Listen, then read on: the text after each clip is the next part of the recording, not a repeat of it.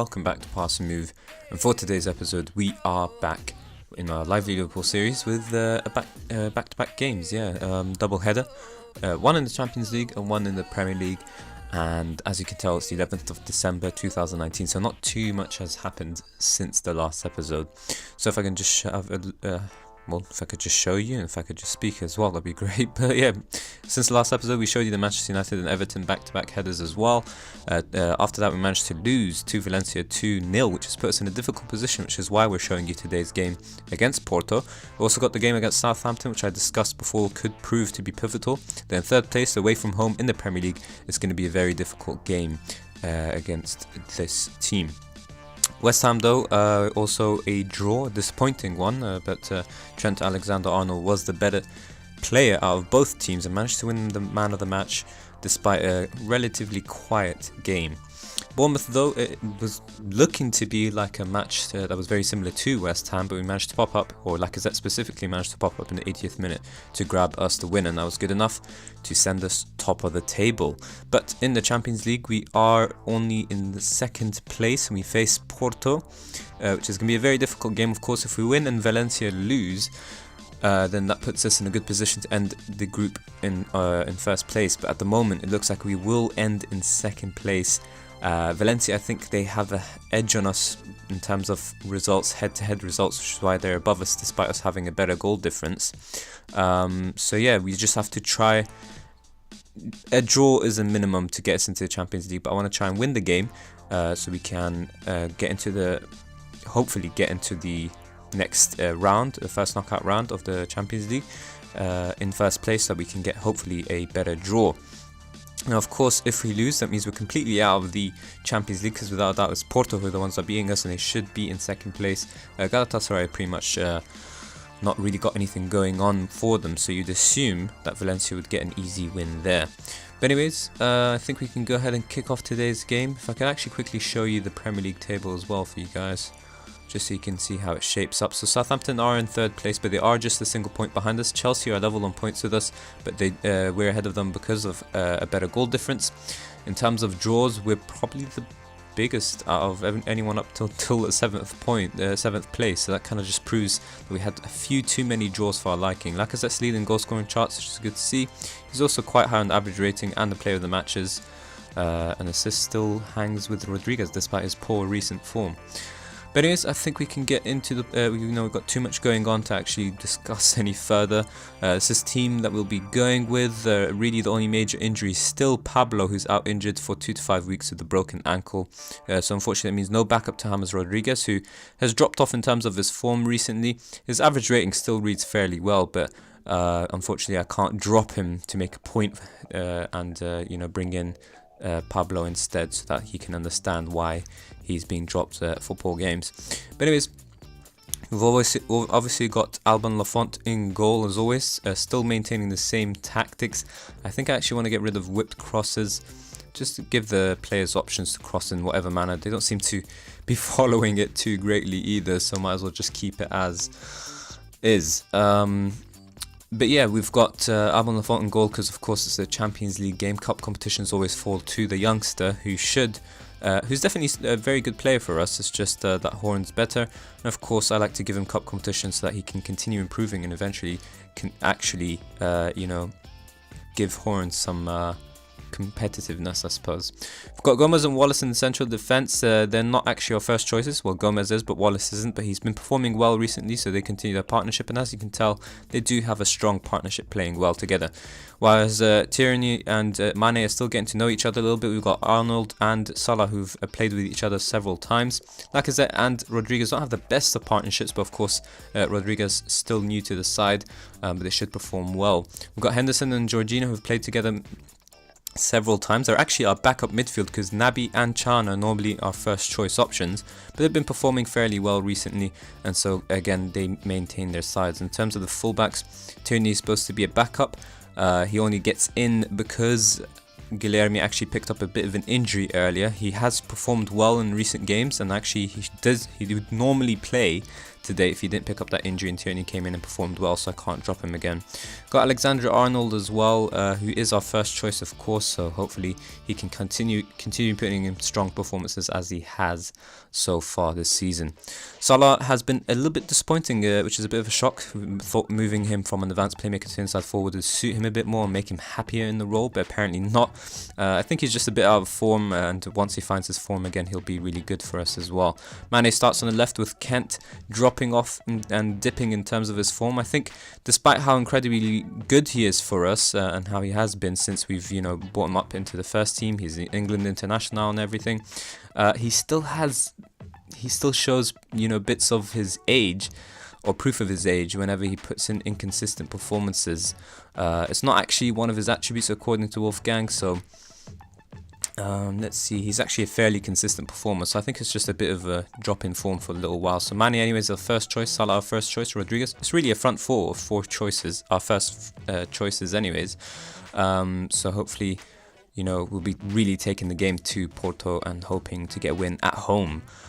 We should be favourites, or at least I expect us to be, and we're going to need a nice result to hopefully put us in first place. So Lacazette is the best average rating in our squad and top goal scorer so far, or at least out of the starting 11. Rodriguez with the most assists, and Porto playing a very similar formation to ourselves. It's just a hint more defensive than the one we're using, 4-2-3-1 as well. And we're going to have to look out for the likes of Abu Bakar without a doubt, who is definitely a dangerous striker to man mark. 10 goals to his name so far. Anyways, let's get into it.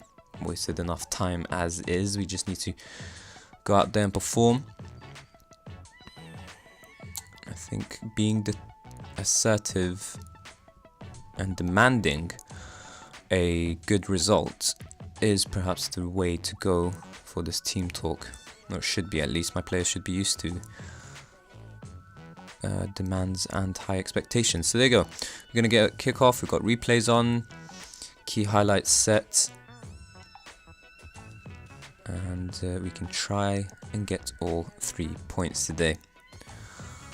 A loss is out of the question entirely. So even if we get a draw, it's not the end of the world. I'll still be okay with it. I was, hoping for a better situation, but not necessarily ending in first place means you'll get a better draw in the next round. Sometimes teams like ourselves underperform as well.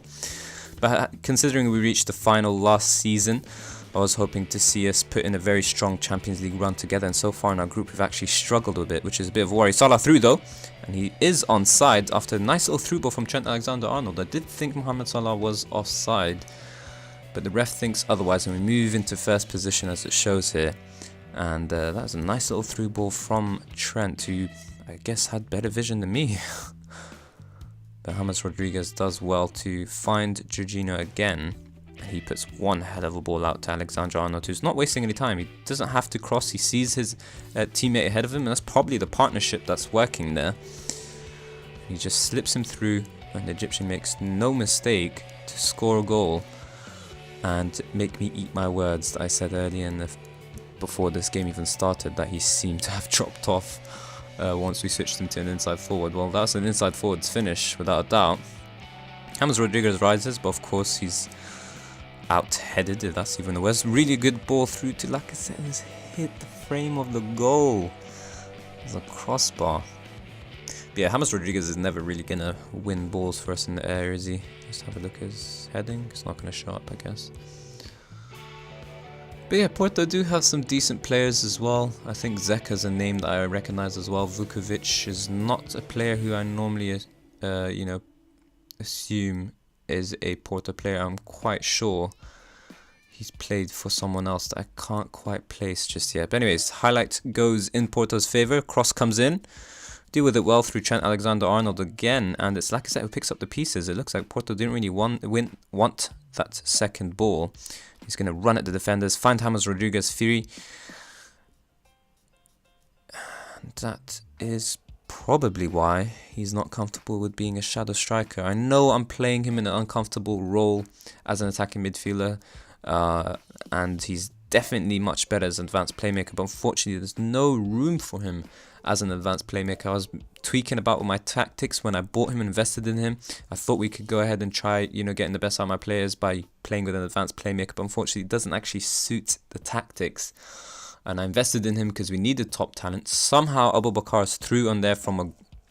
That's an incredible shot, incredible goal. I already, I mentioned him in the beginning of the game, but God knows how he's through there from a ball from his goalkeeper, if I'm not mistaken. We're going to get a chance to see it through the replay. That's one hell of a through ball, whoever it came from. It is from the goalkeeper, I think. Just blast it forward. Fair enough, he's just clearing it. I'm pretty sure he didn't mean it, but look at my defenders. What a mess. Why is Wallace here?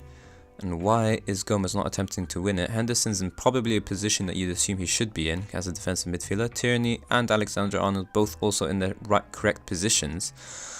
But Gomez has just absolutely left his man to run. Wallace is up front for some weird reason, playing ahead of Henderson. And was actually, well, to be fair to my defence, was essentially a half chance is converted by this crazy striker, Abu Bakar.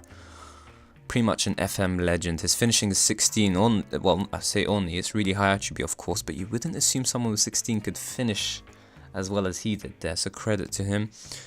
And Lacazette has one hell of a striker to compete with. Lafont with the goal kick. We lose possession of course, but we pick up the second ball and Trent Alexander-Arnold can get us going. It's Henderson now. Nice ball there, Jorginho. Henderson just spread it wide. Instead he goes back to his partner. And Salah has a bit of room to maneuver in. James Rodriguez with the ball. Mane now can cause damage, cuts inside as an inside forward. He's going to take a shot. That's not too bad. But you'd hope, at least, that he would get it on target from that kind of distance. Either way, we might head into half-time with a 1-1 draw. It is the goalkeeper with the assist, by the way. I forgot that he would actually be counted for his assist, and it's kind of why he's actually gotten a 7.2 rating. I find like in Football Manager it's always very difficult for goalkeepers to get high ratings unless they have some type of crazy game, but obviously the moment he gets an assist he's definitely going to 7s and above. Normally goalkeepers have a very standard rating of 6.8, which I think is fair enough, to be honest. It's kind of realistic. It's not so nice to see that they don't really go in crazy good form or anything, but it is kind of realistic in the sense that goalkeepers don't really have fluctuating forms. They're either really poor or really good in certain matches as well, not overall. You would say on average goalkeepers put in average performances every day, so I think a 6.8 is quite fair. But anyways, 1-1 isn't good enough for me, even though it's good enough for the results. So I'm going to tell my players off. Some of them are nervous, which is maybe not the ideal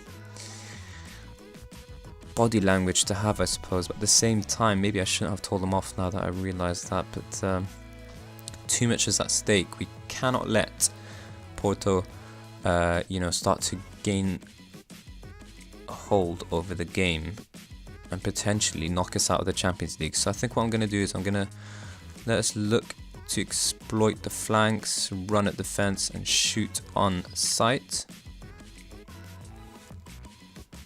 I feel like we can do a bit better, and there's a highlight after those tiny tweaks I've made, and it's Porto who get us going, so that's not good to see. Everton's through in the box. He's going to...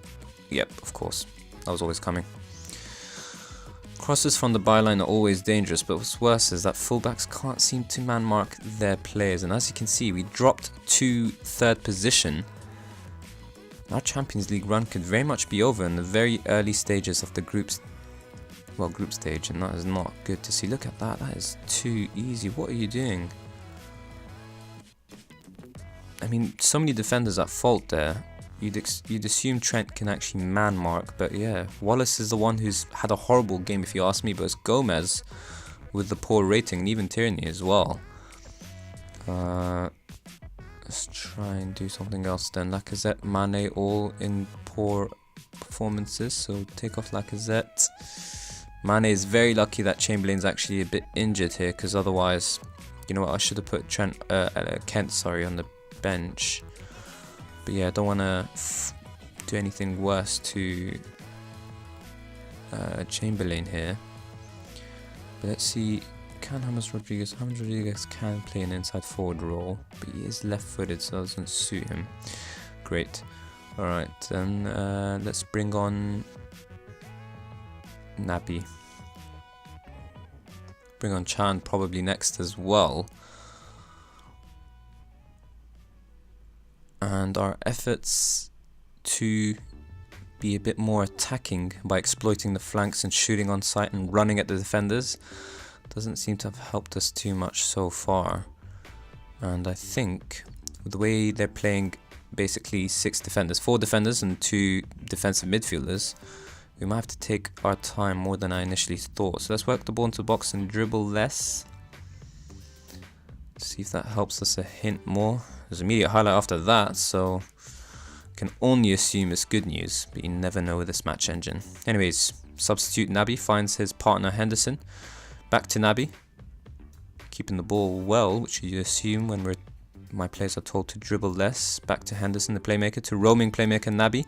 What's he going to do now? Finds Mane through. Can he finish? Origi, and that is 2-2. And it looks like that was the team instructions we should have used earlier. We're back into second position, but the win is what I want, and it doesn't mean because it's 2-2 that we're going to go through.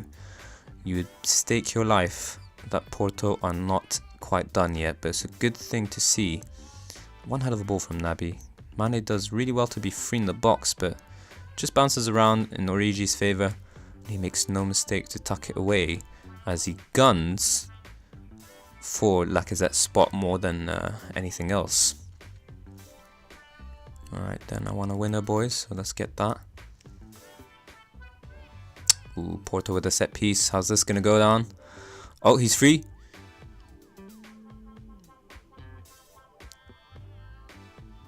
You could bet anything that someone wasn't doing their defending there. Well, obviously because he was free, but he's run into a space that is heavily Liverpool packed, so you assume someone would come out and meet him for it. And there's nothing Lafont's going to do here. He hasn't been at fault for any of the goals. He has every right to be barking mad at his players. Alright then, Mane still performing poorly. Henderson for Chan is the only real attacking move we can make despite him being a defensive midfielder. Mane is very lucky to survive considering Chamberlain's on the bench. It's not a smart move on my behalf to have an injured player on the bench when Kent was free. We're going to go into attacking to see if that helps us anymore. Since we've got 5 minutes, let's just go into overload now actually. And see how that works. No, nothing. Do not tell me we're going to be knocked out. Come on. This is so embarrassing.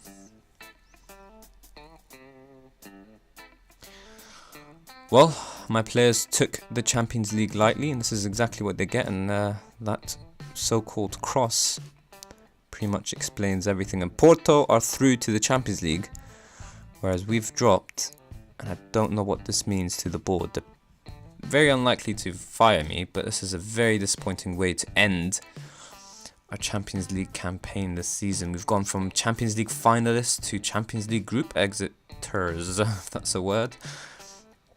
And we have no one else but ourselves to blame. To some horrendous individual performances,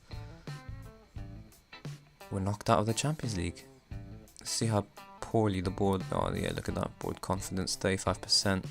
Let's have a look at their overall confidence. I'm still very secure, but of course they're incredibly unhappy with that Champions League. I can't believe it. That is so disappointing. Well, to be fair to the board, they only expected me to reach the first knockout round, but so I haven't really let them down that much. But that's so poor, considering where we were. And at least we have the 2 more cup competitions in the FA Cup and the Carabao Cup.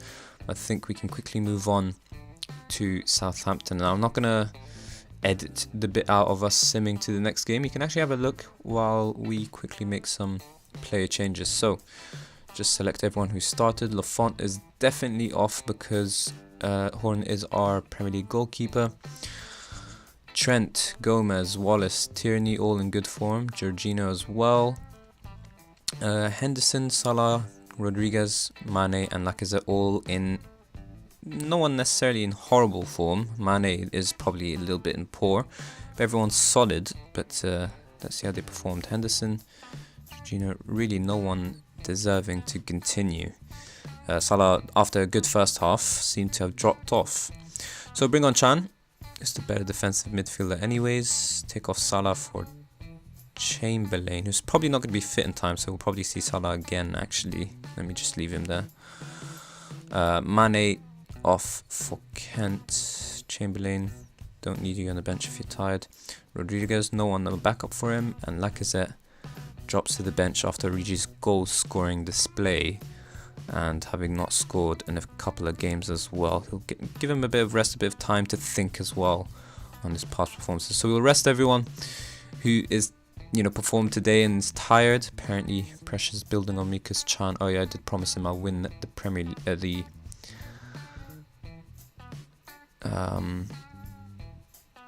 the Champions League. What am I doing here? The reaction of the handful of key players reporting to be backing the player in the dispute. Great.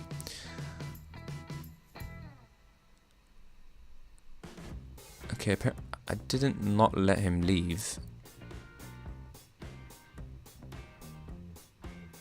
Van Dijk's having a bit of an issue here. Well, we can move on Chan if that's the issue. So if we look at dynamics, I'm pretty sure that's ruined everything, isn't it? Chan is unhappy and wanted by Madrid, so I can presumably sell him for double the price and just get rid of someone who's unhappy. Let's go with 100 mil. Well, what's 48 plus 48? 1550 is 100. 48 should be 96.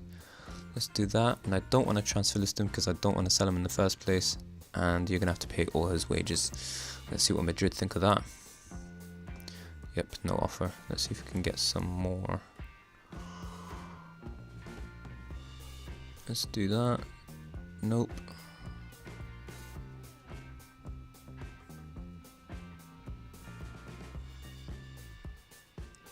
Need to make amends for the season by basically winning the Premier League. Is the only way this save ends in a good way. I suppose this Let's Play mode. I think we've done much better this season in the Premier League than we have in past seasons. We've got a few too many draws for my liking, but the good thing is the Premier League's so competitive this season that our results actually look good compared to everyone else. But we do have to keep it up, and we are facing a very tough Southampton side by the looks of things. Madrid's still not interested in bidding for Chan in that number, so let's go down a little bit.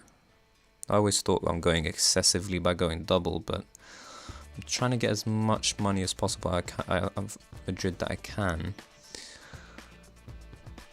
Obviously, it's always going to tell me to actually transfer list him, but I don't do that unless it's someone I don't want.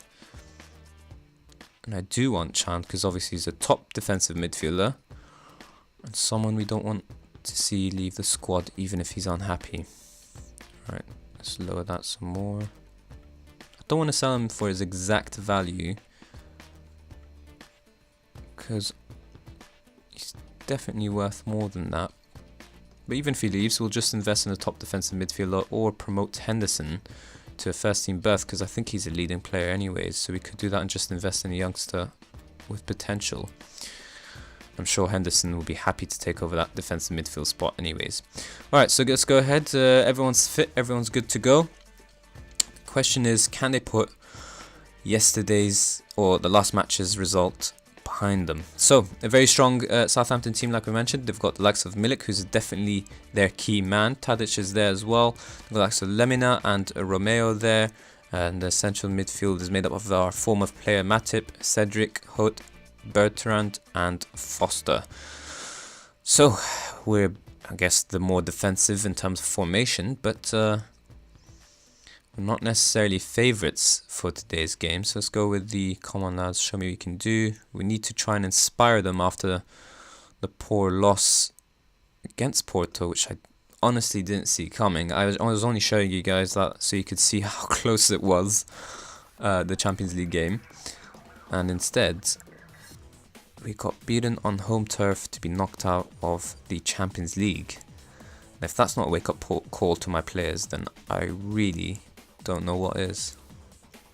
Right, so Southampton are playing with a bit of an injured player here. If we can take advantage by getting him completely injured, not just a knock, then that would be good too. Force them into an early substitution, even though they have some decent players on the bench here. Gabbiadini, Ward-Prowse as well, Ganso. Is that the Ganso? Oh, it is the Ganso. No highlights so far though, and that's not too good. We do have plenty of shots, but none of them on target. So I think we have to go for the previous tactics that we made a tweak with, which is dribble less and work the ball into the box, because whatever we're doing right now doesn't seem to be working. So let's go with that. My assistant manager's begging me to work the ball into the box as well, so might as well see if that helps us improve. We've had finally our first shot on target, so you can assume that's the case. But they do have the first set piece here, and he's free in the box. Milik back to Tadic. Matip is there, and it's somehow Milik, and that is onside. I have to say, this whoever picked the kits is incredible, but our form is dropping off horrendously, and we've made a mess of it in the central defense as well. In defense, in terms of defending again. So we've got Origi, 3 Liverpool players here, man marking one guy. This guy could have been free as well as Milik, and it does come to Milik. Heads it down to Tadic. You'd argue he could have scored. Matip, Horn does well to save it, and it just drops to Milik, and you have to wonder what on earth my players are doing. And I'm not sure what's coming up with this looking nervous bit. We haven't been nervous in ages, and suddenly my players are falling apart. And we have to quickly end this horrible turn of form that we've recently experienced. Alright, so they've had 2 clear-cut chances to our 0. They've grown into the game as it's gone on, and as we go into half-time, they are the team who lead it. And Origi and Rodriguez are putting in some very questionable performances.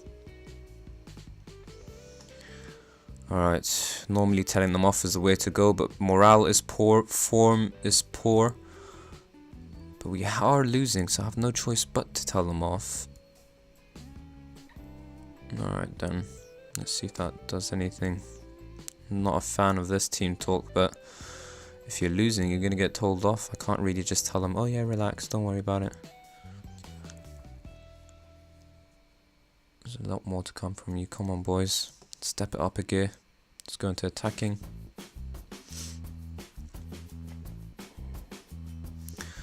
See, I never really care about anything statistically other than clear-cut and half chances. Those are the ones that are very important for me, because no matter what tactical system you've got, whether you prefer possession, whether you don't prefer possession, whether you love lots of shots, whether you don't want any shots, the main thing you have to care about is your tactical system creating several chances. You need to be in a position where your tactic creates for your team at least 1 or 2 chances per game, and you have to assume, clear-cut chances I'm talking about, and you have to assume that your players are good enough to take those chances, to actually be clinical enough to take them. And of course, on the off day where you don't happen to create chances, then you have to hope that they actually finish half chances, or take shots that probably we'd have no right to take. Alright, so ton of poor performers. Lacazette to the rescue, hopefully. Mane for Kent, who's performed poorly as well. Rodriguez is doing poorly, but still no one to replace him with. We'll have to save another substitute for later.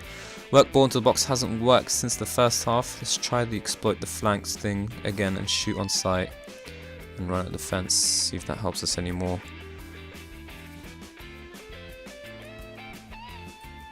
Immediately shots count goes up, but only stat that matters is this one here. We actually have to turn the game around to remain at the top, because even a draw is not good enough. But at the moment we're not even going to earn ourselves a draw. So Rodriguez for Naby in attacking midfield position.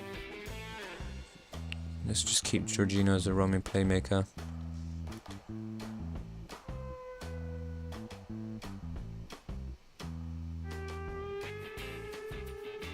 Come on, boys, really? Maybe telling them off wasn't the way to go, but this is some seriously boring highlights. It's going to overload for the last 10 and take more risks, putting ourselves in a poor position defensively, but we need it desperately.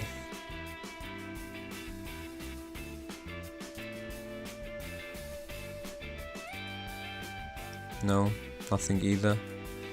It's going to... oh, okay, great. It's a set piece for them anyways. Oh, you're joking. You're absolutely joking. I'm trying to give my players every bit of a chance. Let's get rid of it.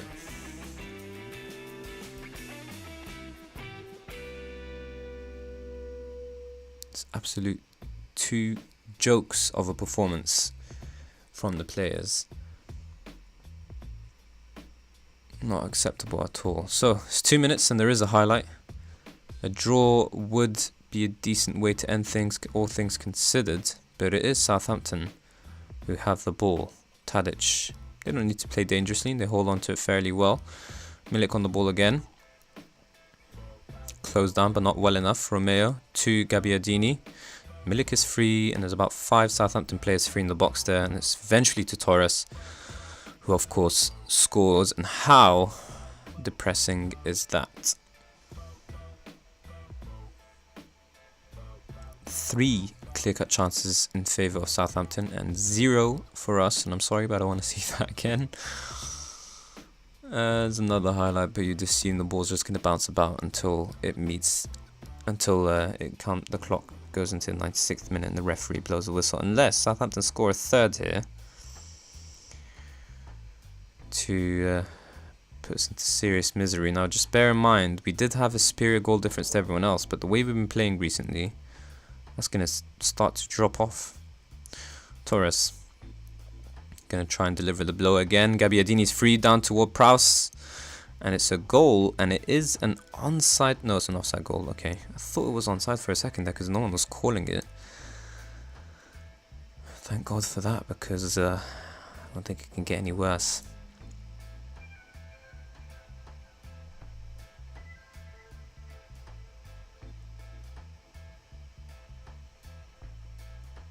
Come on, ref.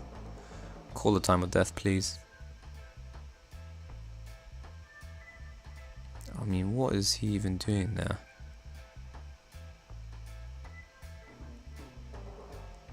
No? Referee still wanted to torture us? Alright, I guess so. Jorginho.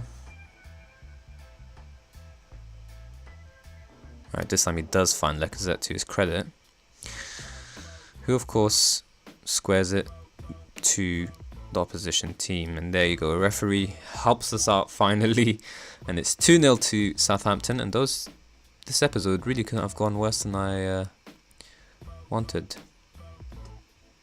Great.